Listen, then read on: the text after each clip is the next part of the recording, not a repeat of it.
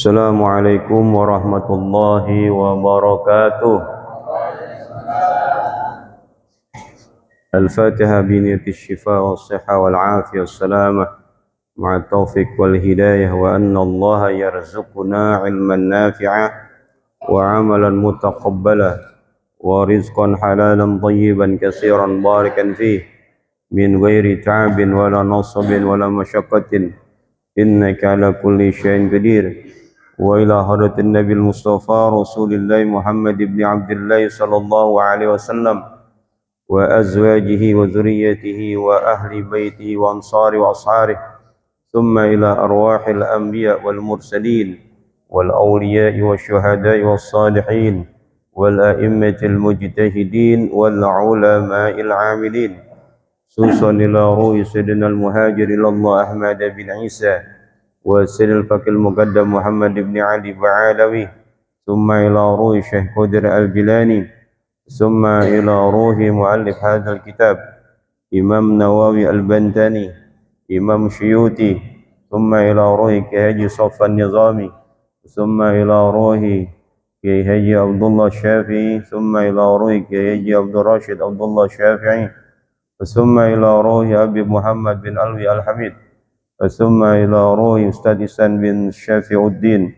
ثم إلى روح أستاذ حجي فتح الرحمن بن حجي أحمد سراء وأصولهم وفروعهم وذوي الحقوق عليهم أجمعين ثم إلى أرواح آبائنا وأمهاتنا وأجدادنا وجداتنا وأصحابنا قرابتنا ولمن هو حق علينا ولجميع المسلمين والمسلمات والمؤمنين والمؤمنات خصوصا إلى روح حجي ساوي بن حجي بواسن ثم إلى روح حجي مرتع بن حجي ساوي ثم إلى روح حجي متاسم بن حجي ساوي ثم إلى روح حجي متامم بن حجي ساوي ثم إلى أرواح أهل جميع الحاضرين ثم إلى أرواح أهل مسجد نور الهداية أن الله يغفر لهم ويرحمهم ويجعل الجنة مثواهم. الفاتحة. أعوذ بالله من الشيطان الرجيم. بسم الله الرحمن الرحيم. الحمد لله رب العالمين الرحمن الرحيم مالك يوم الدين إياك نعبد وإياك نستعين اهدنا الصراط المستقيم صراط الذين أنعمت عليهم غير المغضوب عليهم ولا الضالين آمين. الحمد لله رب العالمين والصلاة والسلام على أشرف الأنبياء والمرسلين سيدنا محمد وعلى آله وصحبه أجمعين. أما بعد. قالوا سبحانك لا علم لنا إلا ما علمتنا إنك أنت العليم الحكيم. رب اشرح لي صدري ويسر لي أمري واحلل عقدة من لساني يفقه قولي. اللهم أخرجنا من ظلمات الوهم وأكرمنا بنور الفهم وافتح علينا بمعرفة العلم وحسن أخلاقنا بالحلم وسهل لنا أبواب فضلك وانشر علينا من خزائن رحمتك يا أرحم الراحمين.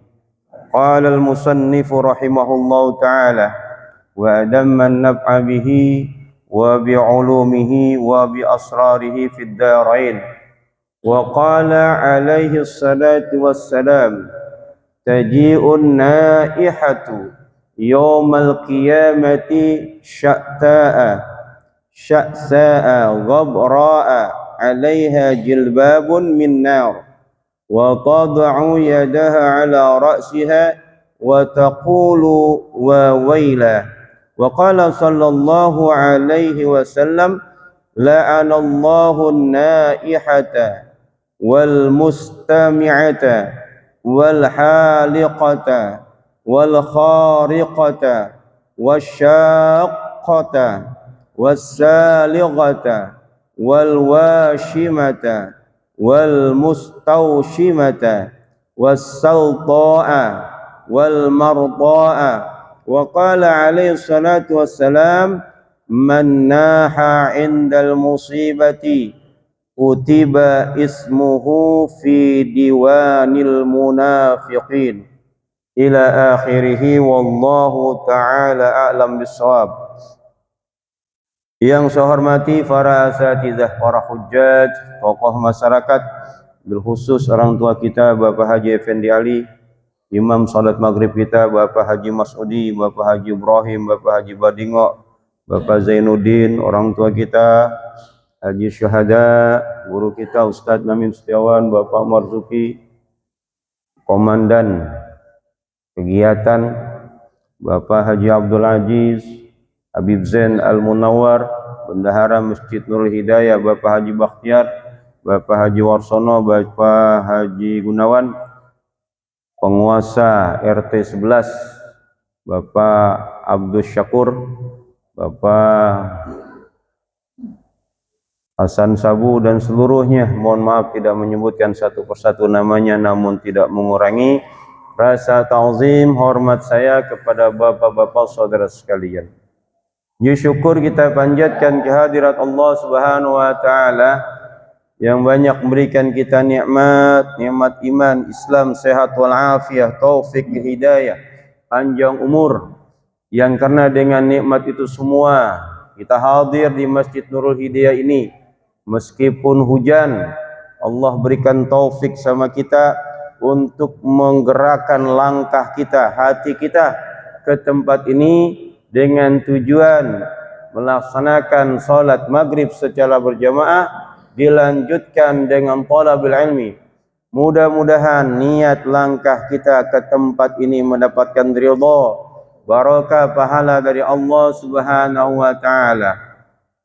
Salawat dan salam semoga tercurahkan kepada baginda Muhammad sallallahu alaihi wasallam beserta keluarganya, sahabatnya dan para pengikutnya setia. Hadirin yang dimuliakan Allah Subhanahu wa taala. Ini salah satu ujian dari Allah Subhanahu wa taala. Menjelang maghrib Allah turunkan rahmatnya sama kita berupa hujan. Ada yang ragu-ragu datang ke masjid. Ada yang memantapkan diri datang ke masjid. Ada yang ngukur dulu pakai tangannya. Jalan enggak? Ada yang jalan, ada yang enggak. Yang jalan kemari ke Masjid Nurul Hidayah, itu tandanya Allah kasih taufik kepada orang tersebut. Karena taufik itu adalah petunjuk langsung dari Allah Subhanahu wa taala untuk melaksanakan kebaikan. Mudah-mudahan kita bisa pelihara taufik ini sebaik-baiknya. Sehingga setiap kegiatan sholat berjamaah di masjid tidak kita tinggalkan. Hadirin yang dimuliakan Allah Subhanahu wa taala, melanjutkan pembahasan kita dalam kitab Tankihul Qaulil Hasis pada bab yang ke-39. Kitab ini ada bab 40. Jadi satu bab lagi tamat. Nah, kalau tamat kita ganti kitab lain. Tapi sebelum ganti kitab lain, syukuran tamatan, ya enggak? Ya, paling enggak ada nasi kembuli lah kira-kira gitu ya. Disiapin nanti itu panitianya ya. Iya. Tamatan ya. Masih bab mengenai tentang larangan meratapi mayit. Hadis Nabi Muhammad SAW menyebutkan, taji'un naihatu yaumal qiyamah, akan didatangkan di hari kiamat wanita-wanita peratap yang suka meratapi mayit, yang suka nangis kencang-kencang ketika ada yang meninggal, baik itu suaminya, keluarganya, anaknya, atau siapapun. Bagaimana kondisinya ketika didatangkan di hari kiamat? Rasulullah menyebutkan sya'sa'ah, orang ini akan didatangkan oleh Allah Subhanahu wa taala dalam keadaan sya'sa'ah, rambutnya kusut. Perempuan mahkotanya itu salah satunya rambut. Rambutnya dibuat indah. Sehari keramas bisa 2 kali. Rebonding macam-macam dah, pokoknya dirawat rambutnya biar bagus. Begitu ada yang meninggal, dia meratap, menangis kencang-kencang. Di akhirat Allah akan mendatangkan dia rambutnya kusut. Ai mutalabbidan sya'ruha, rambutnya gimbal. Nah, gimbal kayak gimana rambutnya? Kusut, kering, bau, gak enak dilihat. Itu orang-orang nasibnya yang meratapi mayit seperti itu. Wasahon jasaduha, kulitnya lecet-lecet. Perempuan biasanya memelihara kulit. Laki-laki siapa yang pakai apa namanya, hand body? Ada yang pakai hand body? Jarang yang pakai hand body. Tapi perempuan hampir tiap hari pakai hand body. Habis mandi pagi-pagi pakai hand body. Mau tidur pakai hand body. Mau jalan pakai hand body. Laki-laki mandi nyisiran pakai minyak wangi, jalan. Bener-bener. Jarang ada yang pakai hand body. Ya. Nah, perempuan-perempuan yang meratapi mayit nanti di akhirat itu didatangkan dalam keadaan mutalabbidan sya'ruha, rambutnya gimbal, wahsakhan jasaduha, kulitnya lecet-lecet. Jadi kalau nanti kita melihat di akhirat ada perempuan yang rambut gimbal, ini tandanya waktu dia hidup suka jerit-jerit, suka meratapi mayit, suka teriak-teriak, suka mencabut-cabut rambutnya, nyakar-nyakarin pipinya, macam-macam pokoknya. Yang dia lakukan adalah meratapi orang yang meninggal dunia. Apa kalau orang meninggal kita nggak boleh nangis? Ya boleh nangis, namun jangan jerit-jerit. Apa kalau orang meninggal kita harus tertawa? Tidak tertawa. Tetap harus sedih. Kecuali yang meninggal itu sampah merasa masyarakat. Oh, si A meninggal, siapa tuh? Itu yang suka maling, yang suka mencuri, yang suka bikin rusak. Orang-orang pada ngucapin alhamdulillah, bukan innalillahi wa inna ilaihi rajiun. Ghabra'a, selain rambutnya gimbal, orang ini juga ghabra'a. Apa itu? Dekil, kumal. Kasiratul ghiwara fi badaniha, banyak debunya. Perempuan itu enggak demen sama debu. Bener-bener. Nah, selalu resik. Kalau laki-laki mau masa bodoh, banyak debu kek, apa kek, ya. Nah, coba lihat yang gojek-gojek online. Emang dia peduli pakaiannya banyak debu? Kagak. Tapi kalau perempuan, oh, dia resik banget, nggak kepengen kulitnya terkena debu atau juga bajunya terkena debu. Nah, begitu nanti di akhirat kita melihat ada perempuan yang dekil, kumo, bau, tuh tandanya waktu hidup di dunia suka meratapi mayit atau meratap ketika memperoleh musibah. Alaiha jilbabun min nar, akan dikenakan wanita itu jilbabun, baju kurung, minnar, dari neraka. Udah pasti panas, udah pasti menyiksa. Karena itulah kasih tahu istri kita, anak perempuan kita, saudara perempuan kita, tetangga kita, kalau seandainya ada kena musibah, meninggal dunia lain sebagainya, jangan teriak-teriak, jangan meratapi. Wa tada'u yadaha ala ra'siha wa taqul, dan tangannya itu akan diletakkan di atas kepalanya.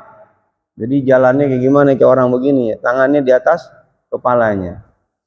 Udah pakaiannya compang-camping, kotor, banyak debu, kemudian rambutnya gimbal, tubuhnya lecet-lecet, bajunya dekil, tangannya di kepala, ya, sambil berjalan dia berkata, wa wailah, celaka saya, celaka saya. Kata Imam Nawawi Al-Bantani mengatakan wa makna nida, makna dari panggilan wa wailah, celakalah saya adalah ya halaki aqbil, wahai kebinasaanku datanglah. Wa ya husni aqbil, wahai kesedihanku tibalah. Wa ya azabi uhdur, wahai siksaanku datanglah. Jadi orang-orang yang meratap nanti dia akan ngoceh, celaka, kemudian azabnya, kemudian apalagi kesedihannya, datanglah segera. Kenapa? Fahaza waktuk, inilah waktumu. Akibat perempuan tersebut meratap, maka nanti di akhirat dia akan teriak-teriak lagi. Oleh karena itu ingatkan sekali lagi, jangan sampai melakukan hal seperti itu. Wa qala sallallahu alaihi wasallam, bagi Muhammad, baginda Muhammad SAW bersabda, la'anallahu, Allah melaknat. Ini diingat-ingat, ada 10 macam perempuan yang dilaknat oleh Allah Subhanahu wa taala. Kalau ada di antaranya istri kita ataupun saudara kita, anak kita, buru-buru bertaubat, ya. Karena laknat Allah itu maksudnya adalah at-tardu an rahmatillah, dijauhkan dari rahmat Allah, kasih sayang Allah itu jauh. Siapa mereka yang dilaknat? La'anallahu an-naihata, yaitu orang-orang yang meratapi mayit, ay ar-rafi'atu sautuha fin nida, orang yang meratapi mayit. Yang pertama. Yang kedua, wal mustami'ata, orang yang dengerin ratapan itu. Biasanya kalau ada yang meninggal, katakanlah suaminya meninggal, datang temennya bukan diemin tapi ngipas-ngipasin biar tambah meratap. Ya Allah jeng, suami meninggal gimana, ntar anakmu yang masih kecil siapa yang biayain, hidupmu gimana? Nah, makin jerit aja itu orang. Nah, bukan diemin malah ngipas-ngipasin. Atau ada juga kalau di zaman jahiliyah itu di orang dikasih tahu, nanti kalau saya meninggal, ya kamu ratapi saya, nangis biar kenceng, ya. Nah kalau ada pesan seperti itu kepada istri misalnya, mah, bunda, mak, nanti kalau saya meninggal nangis yang kenceng, biar ketahuan kita ini kena musibah, ya. Kalau nangis yang kenceng, nanti Pak RT itu urusin kita. Apa yang diurusin? Pertama, mandiin kagak bayar. Kedua, nguburin kagak bayar. Pokoknya teriak-teriak aja, seakan-akan kita ini kena benar-benar kena musibah. Ya, pesannya begitu. Nah, kalau ada yang pesan begitu, kemudian perempuan melakukan, nah dua-duanya kena itu. Yang mesen kena, yang melakukan juga kena, gitu ya. Sebenarnya tanpa dipesan juga RT pasti ngurusin, ya nggak? Tanpa teriak-teriak pasti ngurusin. Begitu juga kalau ada kena musibah, tetangga pasti bantuin, nggak ada yang nggak bantuin ya. Wal haliqata, siapa itu yang haliqata? Yaitu yang liorasiha indal musibah, yang mencukur rambutnya ketika kena musibah.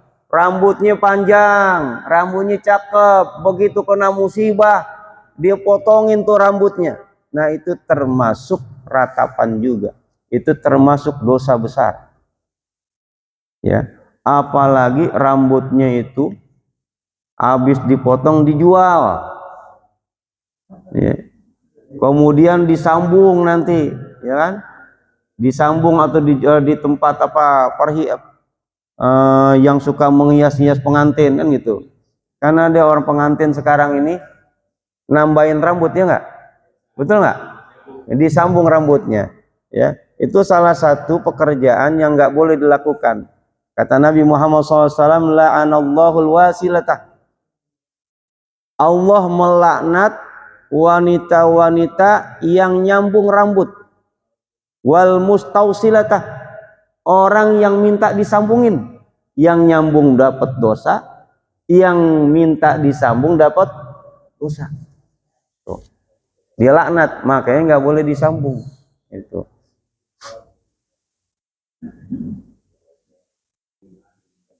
Wal hariqatah, orang yang suka-suka robek bajunya ketika musibah. Ini bajunya dirobek-robek. Apa nih, pokoknya diacak-acakin, ditengok. Semuanya dirobek-robek. Kan ada orang yang begitu meninggal dunia. Ya. Saking sedihnya, saking atau keselnya gimana, dia robek-robek tuh bajunya. Nah, ini juga termasuk orang-orang yang dilaknat oleh Allah Subhanahu wa taala. Wasyaqqata, dia nggak robek-robek bajunya, cumpang kantongnya aja dirobek, ya. Di apa namanya, dirusakin kantongnya. Kenapa dirusakin? Biar tahu kantongnya kok kosong gitu. Ini lagi kena musibah nih, diisiin nih, biar kantongnya diisiin loh. Ya. Atau kantong mana aja pokoknya dirusak. Wasaliqatah, orang yang mencakar-cakar wajahnya. Ada kebanyakan wanita ketika ada yang meninggal, ini wanita biasanya kukunya panjang-panjang, bener nggak? Kukunya panjang-panjang, kemudian dia cakar-cakarin nih wajahnya, ya. Karena apa? Karena merasa kena musibah dia cakar-cakarin. Nah ini juga termasuk yang dilaknat oleh Allah Subhanahu wa taala. Jangan sampai istri, saudara kita, tetangga kita melakukan hal seperti itu. Kalau ada, kasih tahu, buru-buru taubat.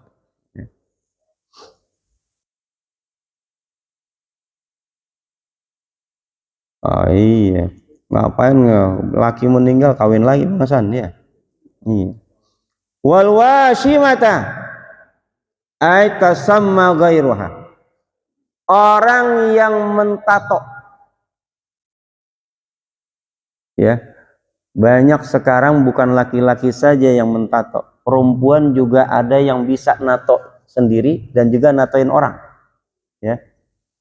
Nah itu juga termasuk persoalan yang dilaknat oleh Allah Subhanahu wa taala. Dalam satu hadis sambungan tadi, la'anallahul wasilata wal mustausilata wal washimata wal mustaushimata. Allah melaknat orang yang suka nyambung rambut dan minta disambung rambutnya. Dan juga Allah melaknat orang yang suka nato dan juga minta ditato.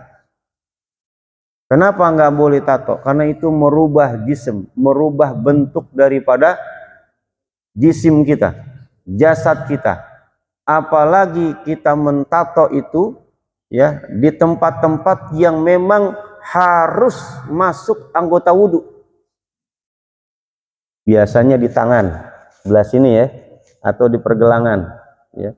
Laki-laki. Kalau perempuan macam-macam, di tangan, di bawah pusar gitu. Kok tahu di bawah pusar? Ya nggak tahu lah gitu. Biasa kan macem-macem ya orang tato itu ya. Ada lagi mungkin di buah dadanya, di lehernya, di pipinya, banyak lagi orang tato ya. Nah, saat itu kan misalnya di perut kan nggak masuk anggota wudhu, tapi kalau seandainya dia mandi wajib harus semuanya kena.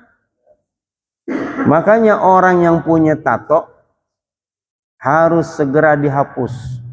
Gimana kalau nggak bisa dihapus? Ya sudah, jangan bikin lagi, itu aja. Ya, dan taubat, jangan melakukan lagi. Katanya sih ada ya tempat orang yang bisa menghapus tato, tapi sakit. Emang blow on aja. Emang tato enak nggak? Tato sakit nggak? Sakit ya, blow on orang pakai tato, orang sakit di nato ya. Iya. Biar keren, apa butuh bantuan buat jadi orang keren? Gitu. Biar orang pada takut karena banyak tato. Emang orang takut karena tatonya? Ya, makanya jangan sampai kita punya tato. Gitu. Saya pernah ngelihat juga orang datang ke masjid pada tatonya. Datang ke masjid ada tatonya, ya. Dia udah tobat. Ya udah tobat gitu. Alhamdulillah udah tobat. Saya tanya, kenapa masih ada tatonya? Mau dibersihin kagak bisa. Kalaupun bisa biayanya mahal, kagak punya duit. Gitu. Ya.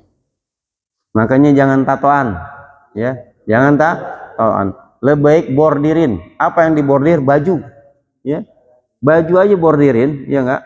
Gambar apa aja terserah, ya. Tapi jangan di belakang. Jangan di belakang. Kenapa di belakang? Kalau dipakai sholat, orang lihat, ya. Banyak orang sholat itu harus hati-hati. Pakai pakaian yang di belakangnya itu jangan ada tulisan. Alhamdulillah nggak ada tulisan, baju putih, tapi pakai kaos dalamnya ada tulisan, kelihatan juga. Orang jadi ikut-ikutan baca, ini apaan bacanya nih? Nah, ya. Makanya cari baju kalau mau ke masjid, ya. Pertama yang paling bagus, yang paling keren, ya. Belakangnya jangan ada tulisan. Ya. Wah, tuh orang pakai, kalau ke masjid pakai gamis mulu, sombong. Tidak, emang diperintahkan. Khuzu zinatakum inda kulli masjid. Pakai, bawa, ambil pakaian kamu yang paling cakep. Saya pakai pakaian gamis, pakai pakaian cakep, itu kalau lagi lebaran doang. Jangan. Setiap datang ke masjid pakai yang cakep. Jangan yang kumel, jangan yang jelek, apalagi yang bau. Ya. Bumbui minyak wangi. Salah satu minyak wangi yang disukai Rasul, harum-haruman, ya. Pakai minyak wangi. Kalau nggak pakai minyak wangi di sini disediain tuh sama Adul, bisa apa tuh? Ya pakai minyak wangi, ya. Apalagi di tempat kita ini ber-AC. Jangan sampai belum mandi, bau badan, waduh. Termasuk biasanya yang sering-sering bau itu subuh, ya. Jarang ada yang belum mandi udah datang ke masjid. Bunga gosok gigi datang ke masjid, ya. Datang ke masjid itu dalam keadaan wangi, ya, bersih, sudah mandi. Kalaupun nggak mandi pakai minyak wangi lah, ya. Jangan sampai samping kanan kita kebauan, ya, kebauan. Bisa apalagi bisa makan jengkol, petek, waduh.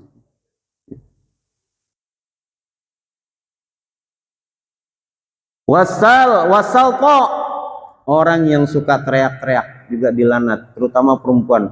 Perempuan itu suaranya aurat, makanya jangan suka teriak-teriak perempuan, ya. Mau di ibu-ibu kayak anak-anak kayak ataupun remaja, jangan suruh teriak-teriak. Wal marto, orang yang nyabutin rambutnya.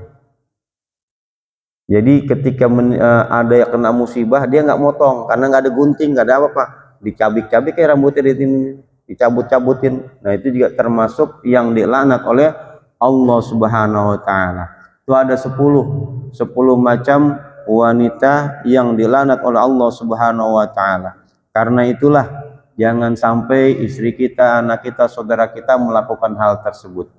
Wa qala alaihi salatu wassalam, man naha indal musibah kutiba ismu fi diwanil munafiqin.